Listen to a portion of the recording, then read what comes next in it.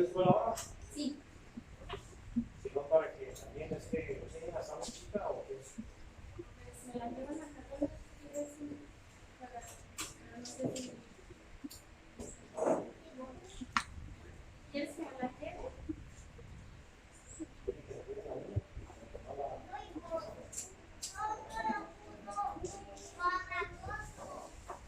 Vamos a orar por los niños. Querido Padre Celestial, gracias otra vez, otro domingo más. Gracias por lo que has hecho por tu pueblo, Señor, por la iglesia a quien tú has convocado, aquellos que han acudido a la asamblea, a la reunión que tú llamas la iglesia, Padre, porque han escuchado tu voz, como tú has dicho, mis ovejas escuchan mi voz. Y hemos venido, Señor, porque escuchamos tu voz y tú nos diriges hacia ti mediante la palabra. Y aquí estamos para recibir esta bendición, esta instrucción que es tu palabra, Señor, que nos edifica, nos fortalece y nos moldea.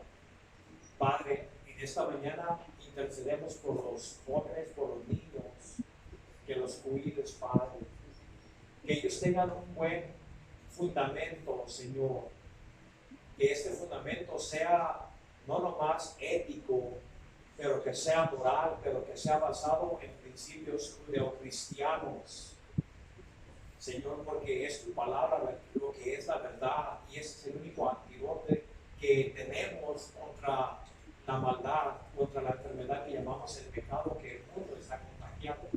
Te pedimos por esos niños, que los protejas, que les abras el corazón para que la semilla, como decía el hermano, caiga en corazones nobles, en corazones cuya tierra ha sido volteada, ha sido preparada para recibir la preciosa palabra y para que produzca fruto en sus corazones y en su vida, Señor. Ayúdale, Señor, a que se sujeten a su maestra, Señor, porque primeramente la disciplina es la sujeción, Señor. Y también a la maestra que le des este conocimiento, que le des sabiduría de cómo instruir y guiar a estos pequeños, Señor, que serán aquellos que van a tomar la estafeta para salir y predicar el Evangelio en caso que tú te tardes, Señor. Ellos serán los futuros predicadores y pedimos por ellos, Señor, que pongas tu mano sobre ellos y que los llames de acuerdo a tu santa voluntad, de acuerdo a tus propósitos. Gracias, Padre, dirige este servicio, bendice tu palabra y los oyentes, Padre, en el nombre de Jesús. Amén.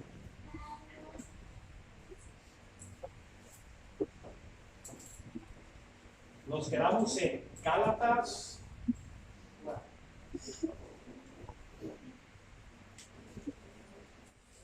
Sabemos que Gálatas es una refutación de los que llamamos ahora judaizantes, que para muchos de nosotros la palabra judaizante significa nada. Pero para aquella época, esa fue la primera herejía que la iglesia tuvo que confrontar. Donde quiera que iba Pablo, los judaizantes que decían que creían en Cristo, pero que la crucifixión, que esa redención en la cruz era insuficiente. Sí, Cristo, Dios hizo su parte, pero ahora tú tienes que hacer la tuya, si no, no podéis ser salvos. Y ya hemos leído en el capítulo 15 del libro de los Hechos, donde se tuvo que convocar un consejo, un concilio para mirar este asunto, porque estaba alterando la predicación del Evangelio de la gracia. El Evangelio se estaba perdiendo, se estaba confundiendo, porque ya parecía que la cristianidad era una secta más de los judíos, igual que los esenios, o igual que los celotes, o los fariseos, o saduceos, otro partido más, una rama más. La cristianidad es algo diferente, no es igual. Por eso Pablo les está escribiendo a los Gálatas para que no se dejen seducir por esta gente que ya en el concilio de Jerusalén ya se había dicho de que no molestaran a los gentiles con la ley. Que Pedro dice que es el yugo de la ley que ni nosotros ni nuestros padres hemos podido guardar o soportar. Y eso es una realidad, hermanos. Tenemos que saber que la ley nunca fue dada por Dios para justificar a nadie. La ley es un espejo. Nos dice Santiago que es la perfecta ley, que es el espejo del alma. La ley nomás te hace saber tu condición espiritual de que eres malo. Cuando tú miras un espejo y si tu cara está sucia, ¿qué es lo que vas a hacer? Vas tú al espejo y ponerte en el espejo y el espejo te va a limpiar. No, porque la ley no limpia a nadie. El espejo es nomás que te está dando lo que está en ti, que hay algo mal, hay algo sucio que la Biblia describe como el pecado. Y cuando tú miras al espejo, que es la ley de Dios, si entiendes el propósito de ella, entonces vas a Jesús. En la cruz sí hay lavamiento de pecados, en la ley no. No importa cuánto quieras tú lavarte la cara con la ley, con el espejo, nunca se te va a quitar. Pero la sangre de Jesucristo sí limpia de toda maldad, hermanos. Y ese es el propósito, porque los Gálatas habían sido seducidos, Pablo le llama embrujados. ¿Quién los ha embrujado de no obedecer la verdad? Porque el Evangelio es la verdad, hermanos. La ley no justifica a nadie, y aquí en el capítulo 4 nos va a dar una analogía o alegoría sobre Sara y Agar. Pero primero la exhortación a no volverse a la ley. Y como ya hemos dicho, la ley tiene su lugar, como lo he puesto allí. El propósito de la ley es para guiar. Te guía al conocimiento del bien y el mal, para que mires cuáles son los mandamientos de Dios. Y cuando la ley te instruye bien, como ya hemos leído sobre aquel instructor que tenía al niño encerrado hasta que viniera el tiempo de la reformación o el tiempo de la herencia, entonces el maestro hizo su obra y ya el niño recibía la herencia.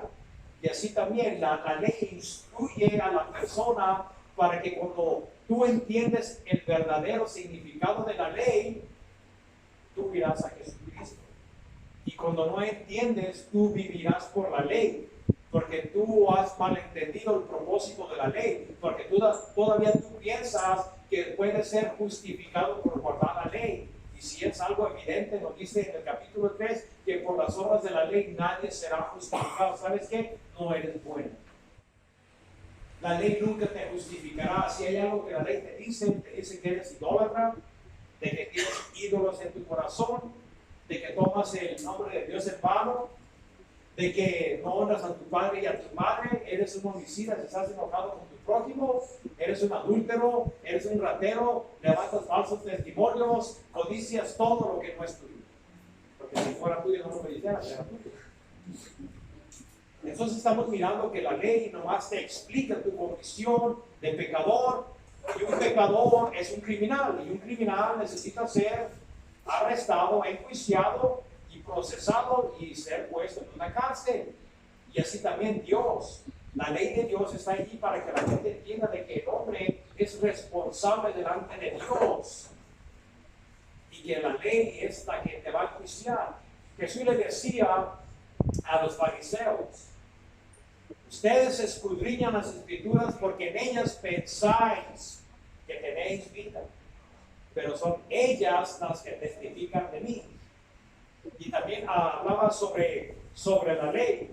Dice: ustedes piensan que yo os acusaré delante de mi Padre. Dice: no. La ley en cual ustedes se jactan, eso los juzgará a ustedes.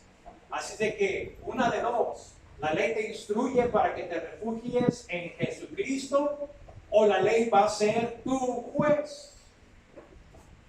Porque la justicia de Dios va a ser algo impersonal. No es porque Dios te odie, sino porque la justicia de Dios se tiene que cumplir. El crimen, que es alta traición, traición cósmica contra Dios, tiene que ser procesada y tiene que ser ejecutada. La ley se tiene que cumplir. Y así pues Pablo en el capítulo 4, en el 12, os ruego hermanos que os hagáis como yo. Ya hemos dicho como en Filipenses él dijo aquellas cosas, y se refería a la ley. Él se jactaba de haber sido fariseo de fariseos, hijo de un fariseo. De acuerdo a la ley, él era según fariseo, de que él había sido circuncidado en el 8º día, de la tribu de Benjamín, que nunca apostató con Israel, todo el tiempo se mantuvo junto con Judá. Así que él se jactaba, decía hebreo de los hebreos, en otras palabras, él no era un judío mixto con los gentiles, él era de pura sangre.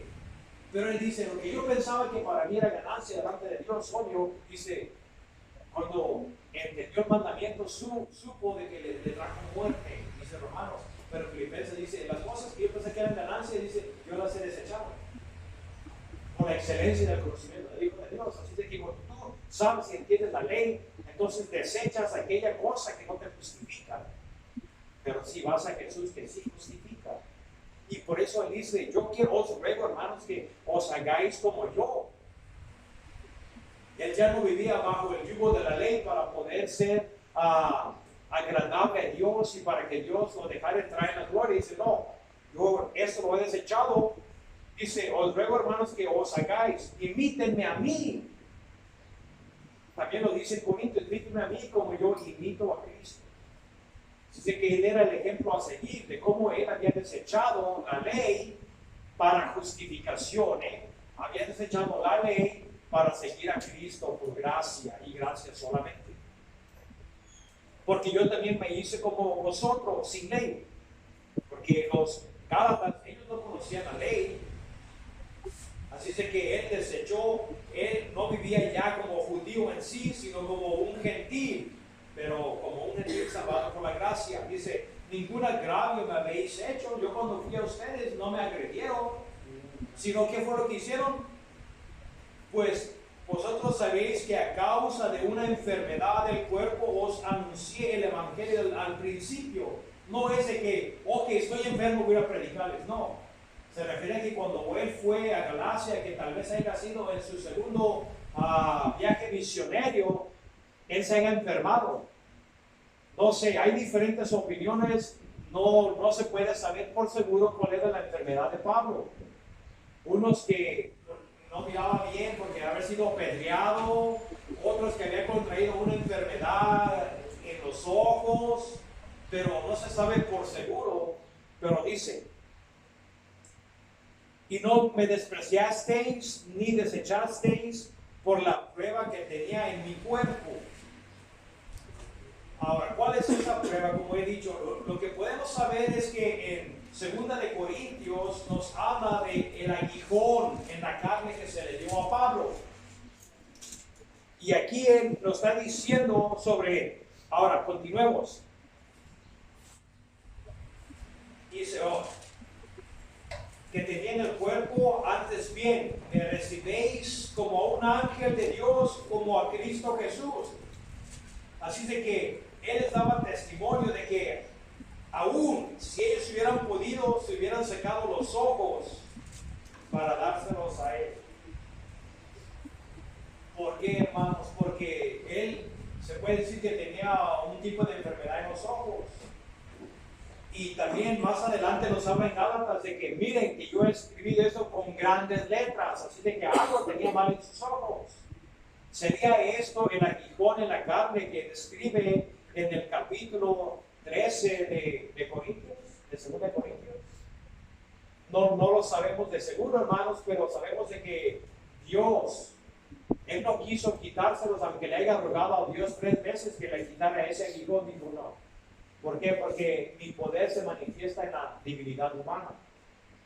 Así de que eso es lo que Pablo estaba experimentando, pero aún en su enfermedad, hermanos, él dice, no me hicieron daño, sino que me recibieron como si yo hubiera sido un mensajero del cielo, como si yo hubiera sido un ángel. Es más que eso, como si yo fuera Cristo mismo presente entre ustedes, así me recibieron.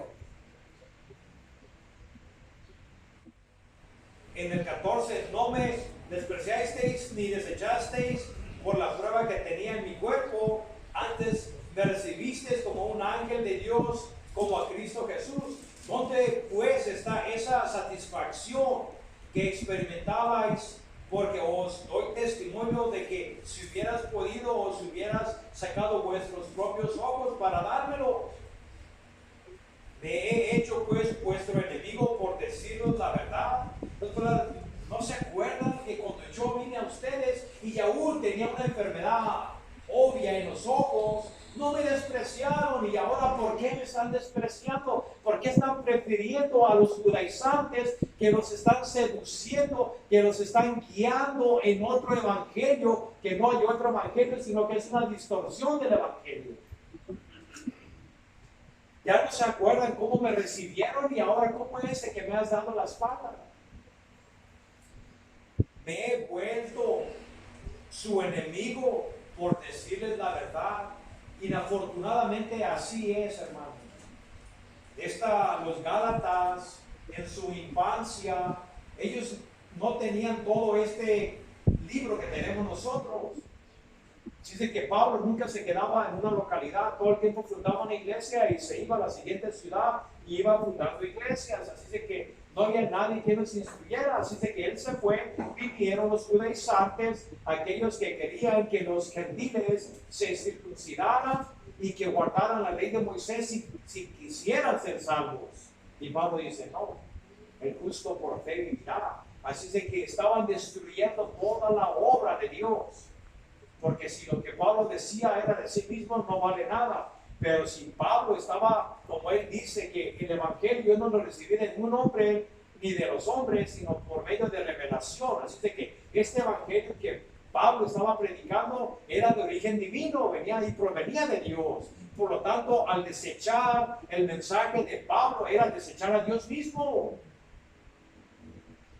Estaban no desechando a él. Dice, ¿qué? ¿Me he vuelto yo su enemigo? No, ustedes me desprecian, pero acuérdense que ustedes me recibieron como un mensajero divino y ahora se han volteado contra mí. Aquí están los culpables en el 17. Tienen celo por vosotros. ¿Y quién eran esos? Los judaizantes. Aquellos que decían ser judíos y que decían tener la verdad, que proclamaban la crucifixión de Jesús, más las obras de la ley para poder ser salvos. Y hermanos, no podemos añadirle, no podemos quitarle nada al evangelio de nuestro Señor Jesucristo, porque Cristo nos dice claramente en el Apocalipsis de que no debemos de quitar ni agregar. Y al agregarle obras a la crucifixión de Jesús, es como decirle a Jesús, sabes que tu sacrificio es insuficiente, donde yo tengo que poner mi 10 o 15 o 20%, tengo que añadir a tu justicia que tú recaudaste en la cruz. No, hermanos, eso es blasfemia contra Dios. De hecho, Dios había sentenciado al pueblo de Israel a que les iba a destruir el templo. Ya Cristo les había dicho y lloraba por Jerusalén. En este tiempo, hermanos, probablemente como en el año 48, como 2 años antes del concilio de Jerusalén, hermanos, el templo todavía estaba de pie. Se tardó como 22 años más para que fuera destruido, porque Dios se iba a encargar de destruir sus sacrificios, y hasta el tiempo presente no tienen sacrificios, hermanos. Imagínense, Dios, el creador del universo, manda a su Hijo Jesucristo en una misión de rescate a la tierra para que la gente no lo reciba, para que la gente le diga, no me importa lo que tú hayas hecho o enviado, yo seguiré con el sistema. Esto es una abominación y desafío contra Dios. Estaban desafiando a Dios. Y Dios había dicho, ok, desde la sangre del justo Abel hasta Zacarías, a quien ustedes mataron entre el templo y el altar, la sangre de esta gente caerá sobre esta generación. Dios iba a juzgar a la nación de Israel desde la sangre, después de la caída del hombre, hasta Zacarías, el profeta de Dios, a quien ellos mataron, porque no quisieron recibir el evangelio de Dios y lo mataron. Así que todo eso se acumuló donde Dios enjuició a Israel o a Jerusalén, a los judíos, en el año 70, y hubo una gran matanza de judíos. Pero en ese entonces todavía estaba de pie el templo, así de que seguían negocios igual. El negocio seguía igual, nada había cambiado hasta que Dios los destruyó y los desparramó por todo el imperio romano. Así de que dicen, llénenselo por ustedes, los cortejan, pero no para bien, sino para que quieren apartados de nosotros, para que vosotros tengáis celo por ellos, para que un falso maestro se apodere sobre ti y tu mente. Primeramente tienen que apartarte de la verdad, porque aquí Pablo, igual que el profeta Elías, Eliseo, ellos eran la palabra. Samuel era la palabra. Pablo es la palabra. Y para que un falso maestro se aproveche de ti, tiene que sacarte de este libro. Ese es el peligro por lo cual ahora la iglesia se encuentra en una situación de desacato a las enseñanzas cristianas, donde se practican tantas cosas aberrentes a las escrituras. ¿Por qué? ¿Por qué la gente acepta cosas no bíblicas? Porque han sido sacados de las escrituras, apartados de la verdad, donde se pierde el discernimiento. Hermanos, cuando una persona pierde la verdad, pierdes el discernimiento. Ya no puedes discernir qué es bien, ni qué está mal, ni cuál es para arriba, ni cuál es para abajo. Un niño no es caracterizado por su discernimiento, y así también una persona que los apartan de las escrituras, te vas a ir a un territorio de la mentira. Nunca han mirado como muchos falsos profetas, de hecho, en la televisión salen muchos donde ni siquiera la Biblia abre. Hacen convenciones allá en Los Ángeles, en Chicago, en muchos lugares donde hasta 30,000 personas van a estas sesiones de milagros, de encuentro con Dios. Y el predicador nunca abre la palabra, lo único que él trae, no trae la verdad, trae la unción. Y en vez de que la palabra de Dios sea la que exponga la condición de tu corazón, lo único que hacen te llevan a la experiencia. Por eso si ellos supieran la Biblia, nunca estuvieran en esos lugares, donde salen hasta despelucados de sus carteras y a veces de sus brillantes, de sus anillos. Salen a veces con títulos hasta de su casa y de carros. Son lobos rapaces y todo. ¿Por qué? Porque te sacan afuera de la seguridad de las escrituras, igual que los Gálatas estaban siendo seducidos, estaban siendo sacados, apartados del apóstol Pablo para poder aprovecharse de ellos. Este es el problema, hermanos. Cualquier persona que no te predique la palabra te va a predicar su opinión. Y la opinión tuya no es mejor que la mía. ¿Y por qué voy yo a seguir a un hombre? Si los dos somos corruptos. La columna y baluarte de la verdad está en la iglesia, porque ¿saben qué está en la iglesia? Lo que tienes enfrente de ti, la palabra. No es porque tú seas o tengas la verdad. Tú tienes la verdad mientras que tú estés en la palabra. Entonces tienes la verdad, pero si no, tú no eres la fuente de la verdad, es la palabra. Y así de que esos falsos maestros estaban sacando de la comunión de los apóstoles a los gálatas y se estaban aprovechando de ellos y ya los estaban haciendo que hablaran como judíos, como muchos ahora. Se ponen su gorrita como judío, ya tienen como su, no sé cómo se llame esa, que parece como un rebozo de los judíos, ya quieren hablar hasta en hebreo. Están judaizando. Dios nunca te habló a que Él te habló a que tengas una comunión con Él, no que te disfraces como judío. Eso es diferente. Y se aprovechan de la gente. Quieren proselitar, quieren judaizar. Y el peligro era de que los estaban sacando afuera de la seguridad de que es la gracia a las obras. ¿Sabes qué, hermano? Si tú quieres vivir por las obras de la ley para estar bien con Dios, nunca lo vas a lograr. Nunca vas a lograrlo. Si tú estás de acuerdo conmigo al decir nadie es perfecto, me están diciendo de que nadie guarda la ley. Entonces, ¿cómo vas a agradar a Dios? Si no eres perfecto, solo un ser perfecto puede agradar a Dios. Y ha habido nomás uno en la historia de este mundo y se llama Jesús. Amén. No más. Dice, bueno es mostrar celo en lo bueno siempre. Hermanos, ¿de qué sirve el celo? Y obvio que él está usándose a sí mismo porque nos dice que él era celoso hasta el punto de perseguir a la iglesia. A él no le importaba si eras un joven o eres una viejita. La misma cadena ataba a los dos.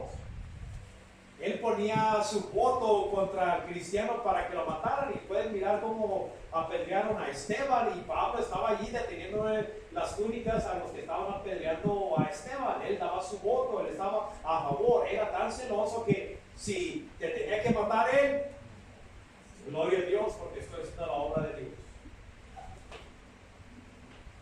Así es de que él tenía ese celo. Los musulmanes se ponen chalecos con muchos explosivos. Ellos son celosos por lo que creen. Ellos piensan que si tú mueres en jihad o la guerra santa, tú vas directamente al cielo. Porque un musulmán tampoco tiene la seguridad de ir al cielo. La expresión muy común de ellos, cada vez que todas las frases es, si es la voluntad de Allah. Si es la voluntad de Allah. Y cuando mueras, Allah sabrá. No hay garantía. Lo único que ellos esperan es que la balanza de buenas obras sea más pesada que la de malas. Y, pues, ok, estás aprobado, ¿no? No hay aseguranza, porque la conciencia nunca te dará aseguranza, porque tu conciencia te acusa de que estás mal. Bueno. Se ponen esos explosivos porque ellos piensan que si mueres en la guerra santa, eso es un boleto al cielo automáticamente. Estás aprobado por Dios. Vas a ir al paraíso a que 70 vírgenes de ojos cafés te reciban. Y no más, con razón a los jóvenes nos seducieron para levantar un ejército. No más una, 70. Es lo que les digo. Ellos son celosos hasta el punto de hacerse pedacitos. ¿Cuánta gente no ha muerto por su celo de su creencia? Problema, si no ves de acuerdo a la ciencia, ¿de qué te sirve tu celo? ¿De qué te sirve? Si yo digo, ese abanico me puede salvar, y si me dices que no te mato, yo soy celoso por lo que creo y voy a respaldarlo a la fuerza, te demostraré mi fe. Pero usted dirá, ¿sabe qué? Esa persona está loca. No importa cuánto me diga, ese abanico no puede hacer nada por ti. Y así también, hermanos, tú puedes tener fe en lo que tú quieras, pero si no es una fe en Jesucristo, es una fe muerta. Nada te podrá salvar. No puedes poner ni siquiera la fe en la ley para la salvación, porque la ley nomás te acusa, te dice transgresor, pero nunca te justifica. Y ese es el problema. Mira, en el capítulo 10, para recalcar lo que leímos la semana pasada.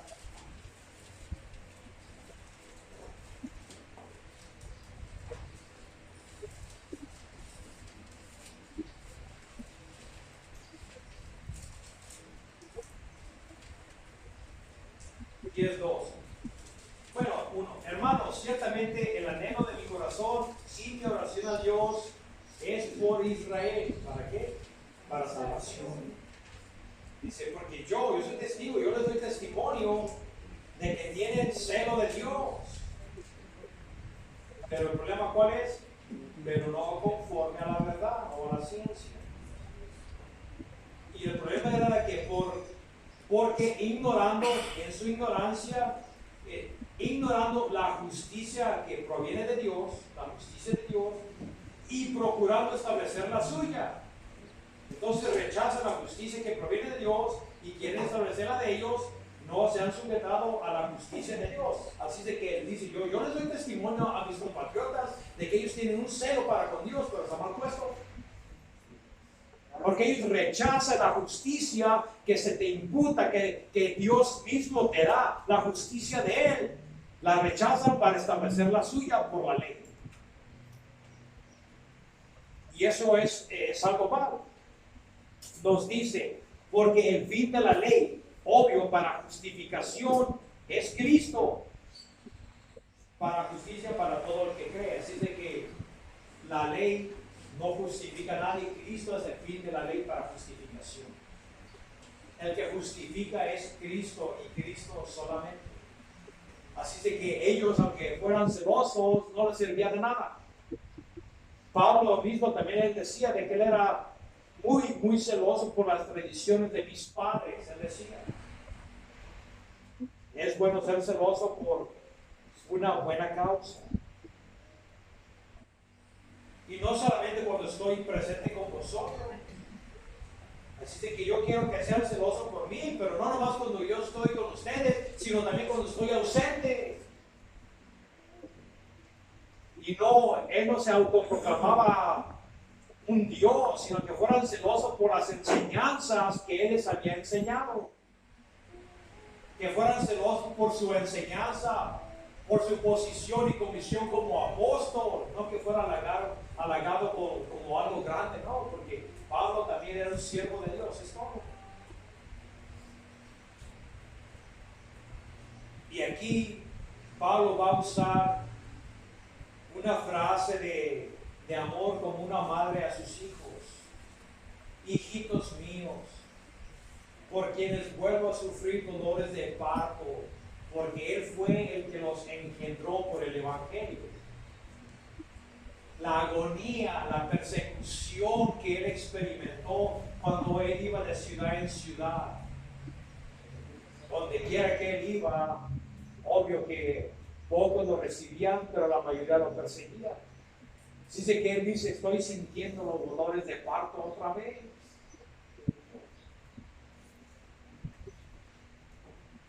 Hasta que Cristo sea formado en vosotros. Estoy en agonía hasta que ustedes se conformen al Evangelio de nuestro Señor Jesucristo.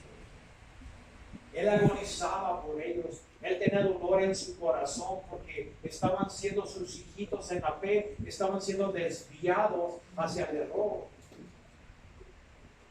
¿Por qué? Porque la ley nunca te va a formar a la imagen de Jesús, hermano. Es el Espíritu de Dios el que te forma a la imagen de Dios. Es el Espíritu, hermano, no la ley.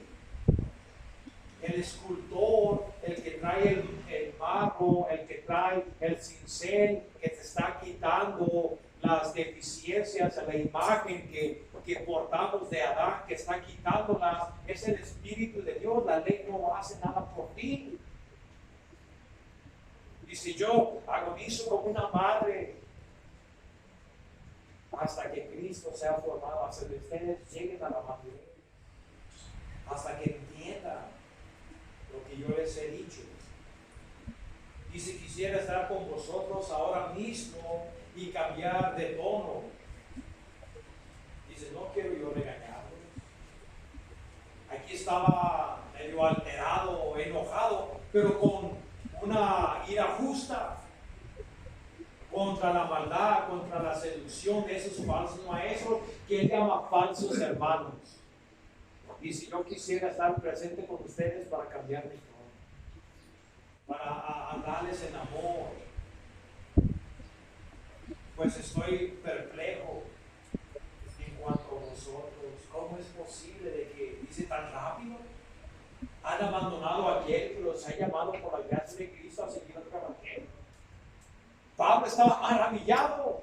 No ha acontecido ni un año ni dos y ya se han alejado del evangelio de Dios. ¿Cómo es posible que esto haya pasado? Sí, hermanos, pasa.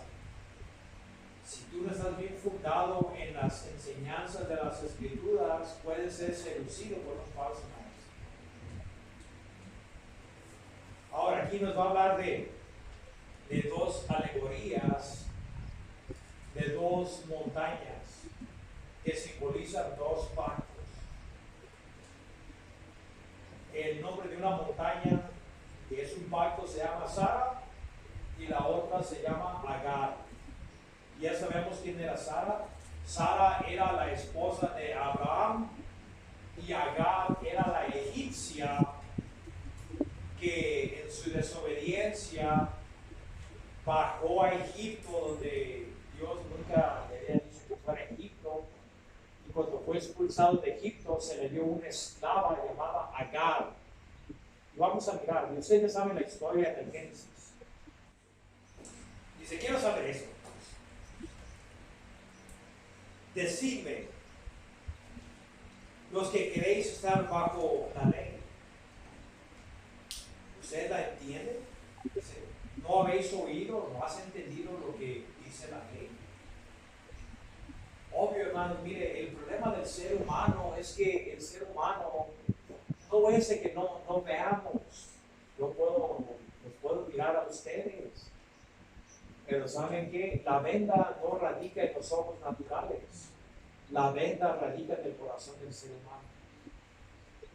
Por la dureza de vuestros corazones, decía Jesucristo aún a sus discípulos. Es la dureza del ser humano. Todos hemos nacido con vendas en el corazón, hermanos, que nos previene de mirar la gloriosa salvación que Dios nos ha concedido. No nomás eso, añadiéndole que el príncipe del poder del aire dice, ciega a aquellos que no creen el evangelio. Así que no nomás por causa de nuestro nacimiento espiritual en muerte, pero también añadiéndole a un ser espiritual que te mantiene también ciego a las cosas de Dios. ¿Cómo vas a mirar? ¿Por qué creen que no entendemos? Si no estuviéramos caídos, hermanos, saben que este libro lo entendiéramos fácil. Es el corazón del problema. Por eso Él está diciendo, miren, ¿qué no saben? No han oído, no han sido instruidos por la ley. Dice, ok, ahora va a apelar a las Escrituras, porque está escrito que Abraham tuvo dos hijos, uno de la esclava, que es Agar, el otro de la libre, que es Sara. Sara era esposa legítima de Abraham. Dice, pero el de la esclava nació según la carne. Hermanos, Dios le había dado una promesa a Abraham, aun cuando él estaba ya 100 años tenía. Sara tenía 90 años. Era una imposibilidad de que pudieran tener hijos. El hermano nos dice su vientre como muerto. Y habla de Abraham como alguien que estaba muerto en vida, se puede decir, porque ya su cuerpo ya no podía reproducirse. Pero sin embargo, Dios le dijo a Abraham de que su descendencia serían como las estrellas del firmamento. Y Abraham le creyó a Dios y se le contó por justicia. Así de que le dijo, ok, para este tiempo, para el otro año, en otras palabras, vendré y Sara tendrá un hijo. Es cuando Sara se rió. Y pues fue confrontada y dijo, no, yo no me reí. ¿Sí te reíste? ¿Qué acaso dice que ella gozará de placer? Aún cuando me dice mi marido está viejo y se rió. Bueno, pasó como pasó. Isaac era un hijo de promesa, hermanos. Él fue prometido. Pero acuérdense, hermanos, él no fue el primogénito. Dios nunca le prometió a Abraham que iban a tener un hijo con una esclava o con una concubina. Eso nació de acuerdo a la carne, nos dice. Pero el de la esclava nació según la carne, no era de promesa, más de la libre o de Sara por la promesa. Así de que aquí va a ser un contraste entre estos dos hijos que son representantes de aquellos que están en esclavitud, cuya madre es Agar, y aquellos que son libres, que somos hijos espirituales, no nomás de Abraham, pero también de Sara. Estos son dos pactos. Los que están bajo la ley son semejantes a Ismael, cuya madre es Agar, y están en esclavitud. Y eso representa la ley. Todos aquellos, por eso les está diciendo, miren, usted no tiene la ley, que la ley lo único que te hace es te declara un esclavo. Un esclavo no tiene ni un derecho de herencia. ¿Por qué? Porque eso se reserva para los hijos legítimos o adoptivos, pero solo a hijos, no a esclavos. Entonces, el mundo está en dos secciones, en aquellos que han sido justificados por Cristo por la gracia y aquellos que están bajo la ley. Ahora, vamos a seguir.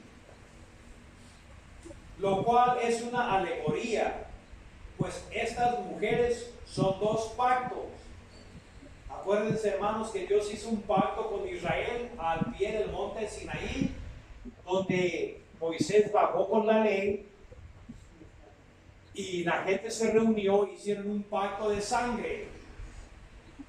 Tomaron sangre de corderos, los echaron en unas vasijas, echaron agua y con ramas comenzaron a rociar a la gente y al libro de la ley.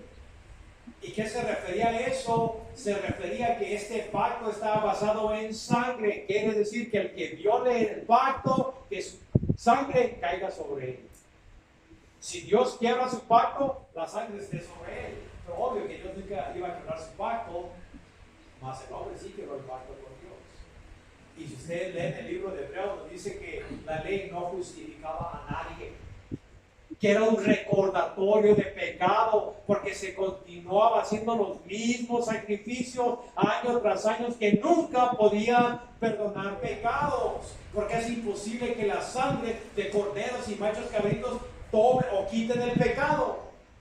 Por eso se vio la obligación Dios de quitar lo primero y establecer lo segundo, porque el primer pacto no es de que haya sido deficiente, la deficiencia está en el hombre, porque el hombre es pecador y no puede permanecer en obediencia a Dios. No fue el pacto el problema, hermanos, el problema fue el hombre que no permaneció en el pacto. Dios iba a hacer un pacto superior, y ese pacto es lo que estamos mirando aquí. Dos mujeres, dos pactos. Y también ahora Jesucristo, Él establece un pacto en su sangre. El cáliz representaba su sangre que Él iba a derramar por nosotros. Así es de que cuando hace el pacto, el primero queda anulado. Por eso dice un nuevo pacto. Y ese pacto, hermanos, acuérdense, un pacto es un contrato. Cuando ustedes hacen un testamento, el pacto, el testamento no es activado hasta el momento en que la persona muere. Entonces el que es beneficiario recibe la herencia. Y así también, la herencia nunca fue hecha por la ley. Este nuevo pacto fue hecho por Jesucristo. Él es el que nos da la herencia, no la ley, hermanos. Y vamos a mirar aquí. Y dice, el uno proviene del monte Sinaí y sabemos de que es donde recibieron la ley en Arabia, el cual da hijos para esclavitud. Este es Agar. Ahora, ¿dónde te encuentras tú? ¿En qué pacto estás? Si tú has recibido a Jesucristo como tu Señor y Salvador, si tú te has arrepentido de tu pecado, si tú has venido a Dios de acuerdo a sus condiciones de Él, quebrado, contrito, arrepentido, no de haber sido cachado, no porque estás cansado del pecado en sí, pero porque vienes porque te duele el corazón de haber ofendido a Dios. Si tú vienes bajo esas condiciones, Él jamás te desechará. Él nunca te va a desechar. Esas personas han obtenido la salvación, pero si no, tú estás bajo el juicio de Dios. Eres un esclavo y tu madre simbólicamente es Agar. Y así como Agar, Ismael era hijo de Agar, tú eres un Ismael. Nomás hay dos tipos de personas en este mundo. Sabemos que Dios nomás habla de los judíos y gentiles, creyentes y no creyentes, es todo. No importa qué título o qué ¿cómo se llama? Raza étnica, no importa. Tú estás bajo dos, un pacto, uno o el otro. Dice, porque Agar es el monte Sinaí en Arabia y corresponde a Jerusalén actual, pues esta junto con sus hijos están en esclavitud. Así de que todos los fariseos, saduceos, todo el pueblo de Israel que rechazó a su Mesías, Pablo está diciendo de que todavía siguen siendo esclavos de la ley. Ellos no son hijos de promesa como Isaac. Ellos son como Ismael, no hijos de promesa. Todo el que está en Cristo somos hijos de promesa. Los demás son esclavos, están fuera del pacto de Dios.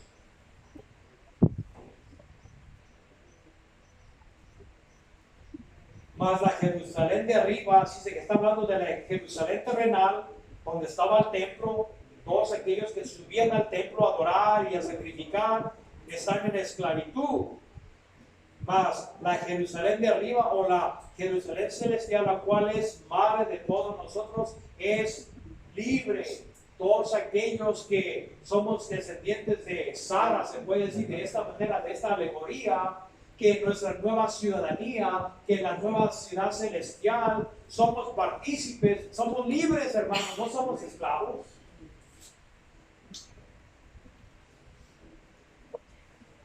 Porque está escrito, eso lo toman de Isaías, regocíjate, oh estéril, tú que no das luz, prorrumpe en júbilo y clama, tú que no tienes dolores de parto, porque más son los hijos de la desolada que de la que tiene marido.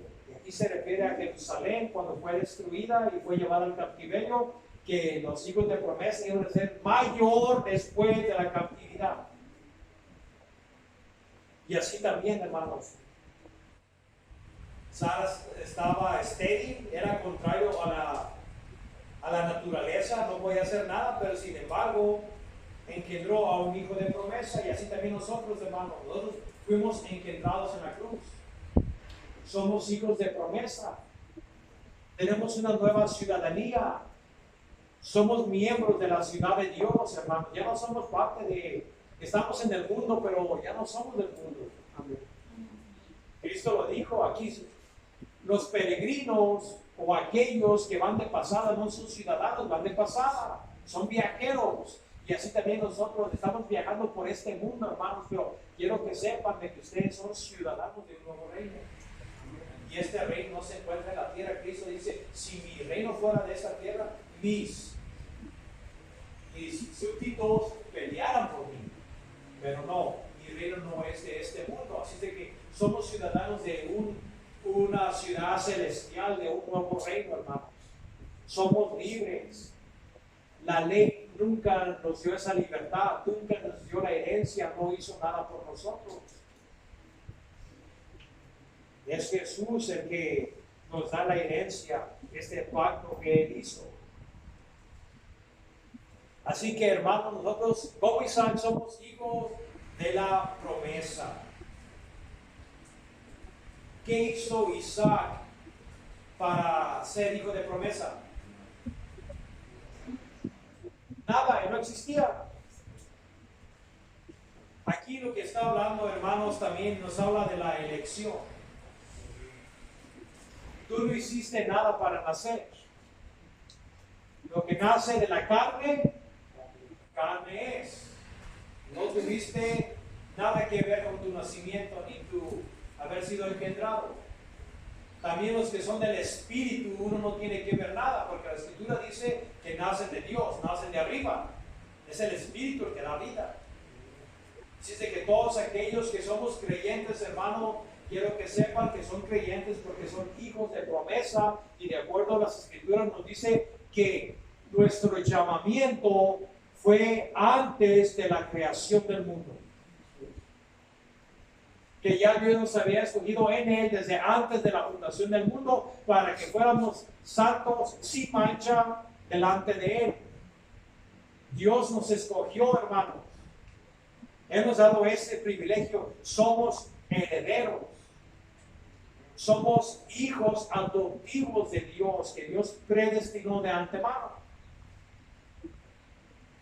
Si nosotros creemos, es por la gracia de Dios. Quiero que sepan, hermanos.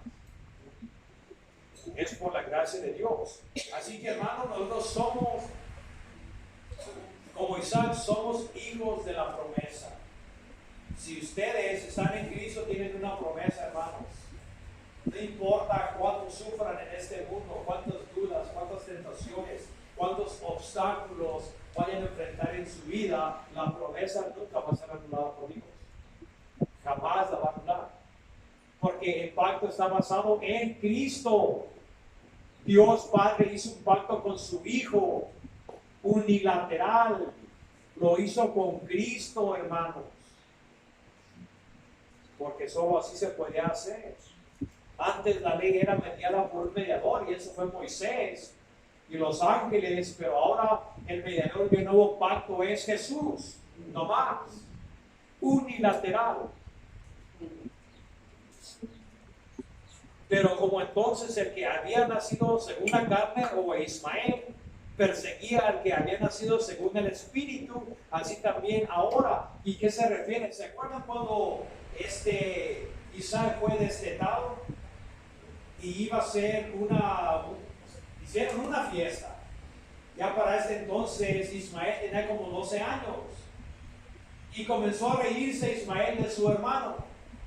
Entonces Sara se enojó y le reclamó a Abraham: desecha a esta mujer, porque su hijo no será heredero con mi hijo. Así de que este niño, así como se burlaba, como perseguía a su hermano Isaac, que era menor, así también, hermanos, él está diciendo: así los judíos os persiguen a vosotros, como Ismael perseguía a Isaac, que era el hijo de promesa, y ellos no. Eso es la persecución, hermanos. Pero ¿qué dice aquí? Más que dice la Escritura: echa fuera a la esclava y a su hijo. ¿Y qué se refiere a la esclava? Que ya hemos dicho, es el pacto de la ley. Tienes que desecharla si quieres tú estar y entrar en un nuevo pacto con Dios, que es el pacto de la sangre de Jesucristo, no de la ley. Así como Agar, ¿se acuerdan? Que Sara le dijo: desecha a esta mujer. Y Abraham se dolió porque pues, obvio era su hijo, pero Dios le habló y dijo: haz lo que tu mujer te ha dicho. Él también lo bendeciré. Pero él no iba a ser hijo de promesa. Y esto era simbólico para el tiempo presente de Pablo y para el tiempo presente de ahora, de que igual que la ley, igual que Ismael, que dice: sáquenla, échenle fuera a la esclava y a su hijo, porque no heredará el hijo de la esclava con el hijo de la libre. No puede haber herencia en el cielo, hermanos, en aquellos que quieren guardar la ley para salvación, juntamente con los de la fe. No se puede. Si Si no desechas la ley, nunca serás salvo. Yo no me refiero que ahora vamos a vivir como antinomianistas. ¿Qué me refiero en esto? Que estamos contra la ley, autónomos, contra la ley. No, no estamos contra la ley, hermanos. La ley es buena, la ley es excelente, la ley es magnífica, perfecta, pero no te justifica. Vivimos ahora como un marinero sin GPS que está en el mar y lo único que tiene, no tiene tierra firme para donde voltear y dirigirse. Lo único que puede hacer es voltear hacia los cielos, mirar las estrellas y ahí le apunta el rumbo de donde debe de ir. Y así también la ley, hermano, nos apunta, nos dice cómo debemos de caminar. Es todo, nos guía como las estrellas a un marinero, pero no te justifica. Tú tienes que entender que cuando tú entiendes de que la ley te condena, de que eres pecador y no puedes guardarla, entonces es cuando tú vas a Jesucristo y la ley ha hecho su obra. Te ha llevado a tierra donde ya no necesitas las estrellas. Ya no ocupas la ley. La ley hizo su propósito. Ahora nos guardamos los mandamientos de Dios por amor, no por obtener el favor de Dios que ya hemos obtenido en Jesús. Es muy diferente.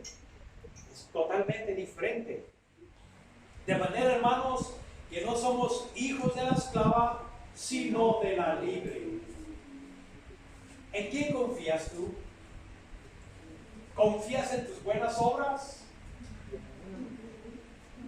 Miren, hermanos,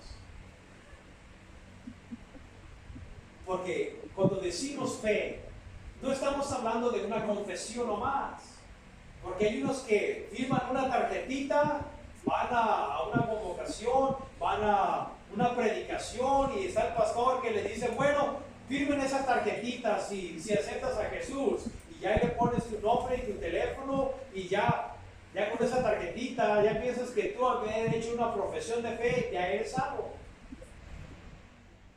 Si lo hiciste genuinamente, sí, pero si no, si lo único que tú tienes en tu vida es una profesión de fe, profesión, porque acuérdense que la gente se acercaba a Dios con sus labios, una profesión.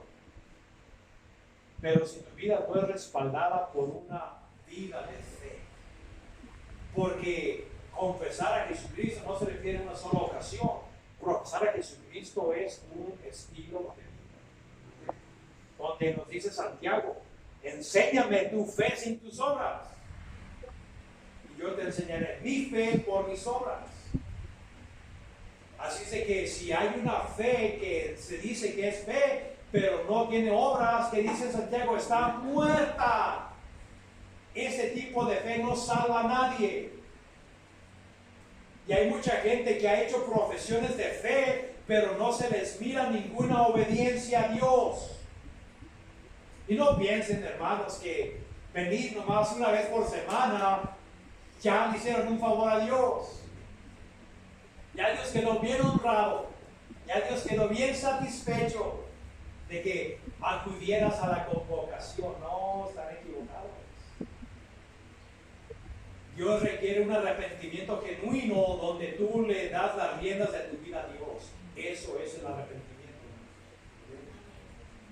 La autonomía con una profesión de fe te dirige al infierno. Porque los que decían Señor, Señor, dice, decían, pero no hacían. Según ellos hicieron muchas cosas, pero Él les dirá, yo no te conozco, ¿qué? Obrador de maldad, porque tu vida era caracterizada por desobediencia a mí. Yo nunca fui Señor, me llamaba Señor, Señor, pero nunca me obedeciste. Ese es el peligro en que la iglesia se encuentra ahora, porque no piensen, hermanos, que todos en las iglesias son cristianos, quiero que sepan que no lo es. Así como en una parcela de tierra no todo es trigo. Si ustedes se examinan cercamente la tierra, van a mirar que hay hierba mala. Y así también en las iglesias hay hierba mala. La escritura la llama también, es la cizaña que aparenta igual. La única diferencia entre la cizaña y que es venenosa, por hecho. Es venenosa y el trigo es consumido es para comer, es bueno. La única diferencia, hermanos, es el grano. Y así también los verdaderos creyentes, el grano se refiere a sus obras, su fe verdadera. Y los que no aparentan, pero su fruto es podrido, porque el hombre será consistente a su naturaleza. Si el árbol está malo, su fruto será malo. Si el árbol es bueno, entonces su fruto será bueno. Y eso es lo que yo les proclamo, porque ahora se vende una salvación bien barata. Nomás confiesa y olvídate de Dios, que al cabo ya obtuviste tu perdón. Ya no tienes que seguir a Dios, ya no tienes que negarte a ti mismo. Ya no tienes que hacer nada por Dios. Si no das ningún fruto, 30, 60 y el 100, entonces, ¿sabes qué? Ya te han engañado. Porque nunca has entrado, nunca has probado las aguas de la salvación. Tengan cuidado, no jueguen a la ruleta rusa en su vida. Porque quiero que sepan, cuando la muerte llega, si te viene a ti y nunca has recibido a Jesús genuinamente bajo sus términos, no los tuyos, sabes que ya no va a haber una segunda oportunidad para ti. Se habrá acabado.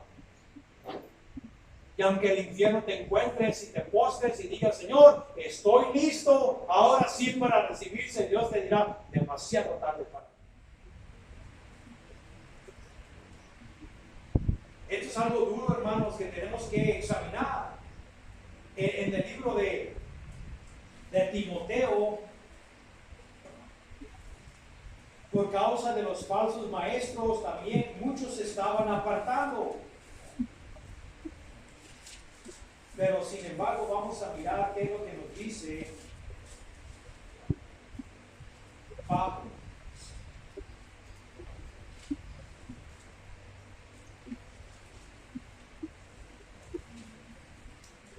En el 2 de Timoteo capítulo 2,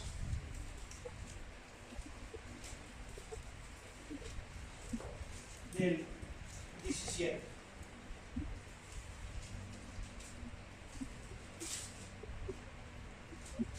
Nos dice: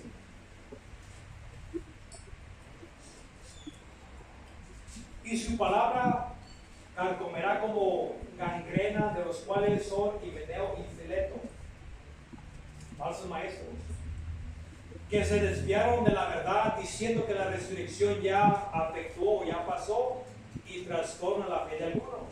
Trastorna o apartaba la fe de algunos. Muchos se desanimaban. Pero sin embargo, el fundamento de Dios está firme.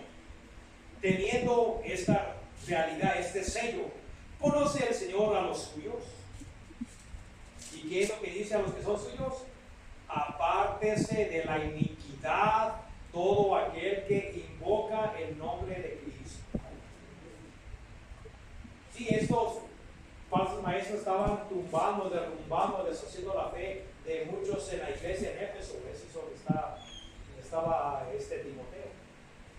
Pero dice Pablo, pero sin embargo, aunque esto acontezca, el fundamento de Dios es firme, que tiene este ávalo, este fundamento, este sello, que el Señor sabe quién son. Y aquel que se diga que es de Dios, dice que se aparte del mal, de la maldad.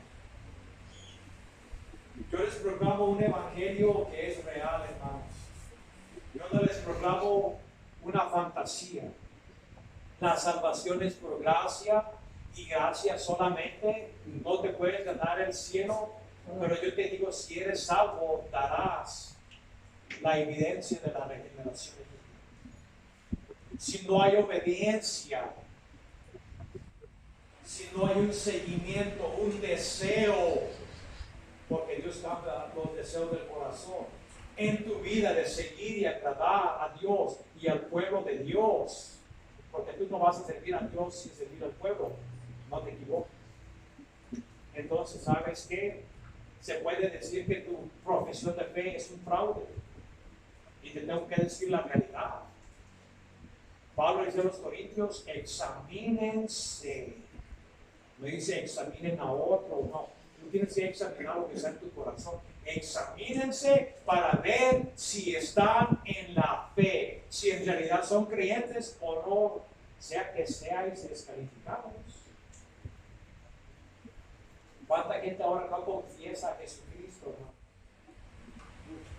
Pero miren las obras. México, según el criterio de las religiones, vamos a ponerlo de esta manera, es un país cristiano, pero no miramos la evidencia de la cristianidad.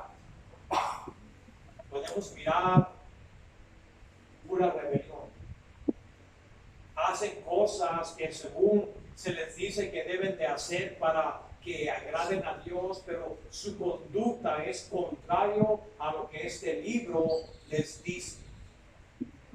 Eso es también tu estilo de vida.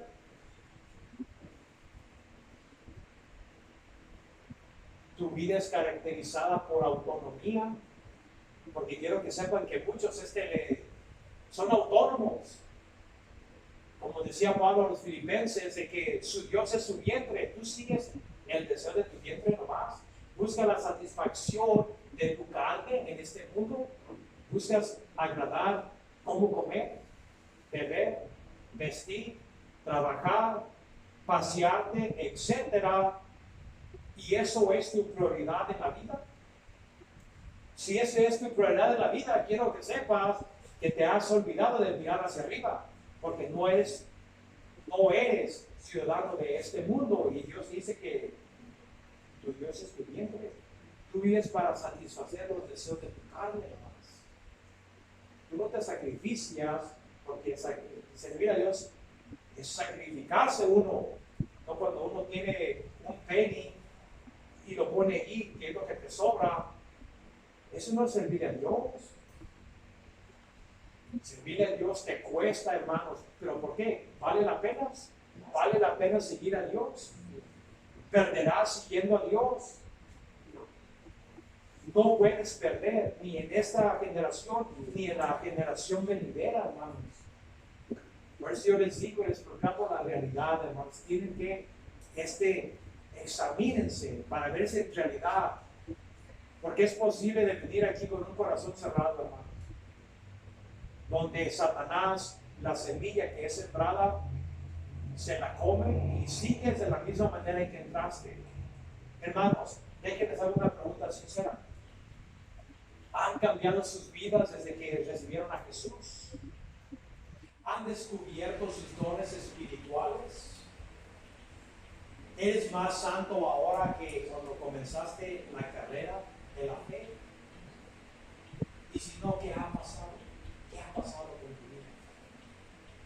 ¿Has desechado tu primer amor? ¿O nunca has entrado en la carrera de la fe en realidad?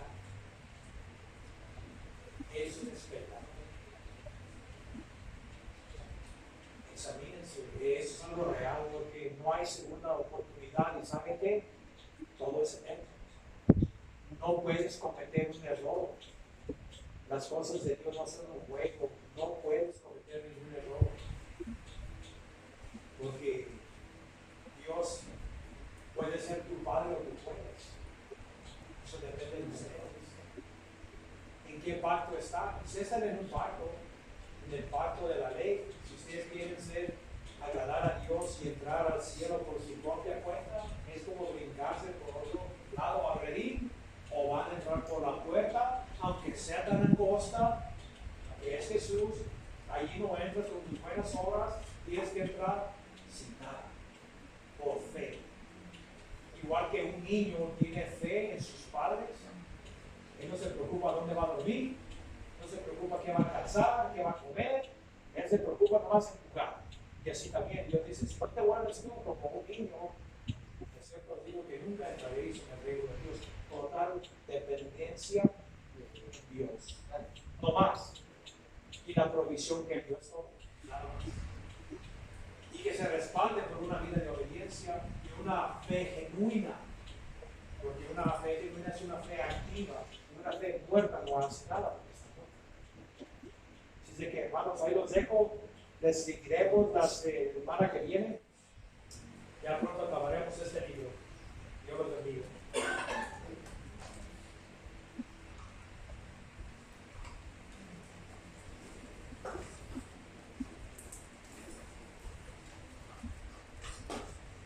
Gracias a Dios por su palabra, ¿verdad? Me acompañan por favor con sus Biblias al Evangelio de Lucas.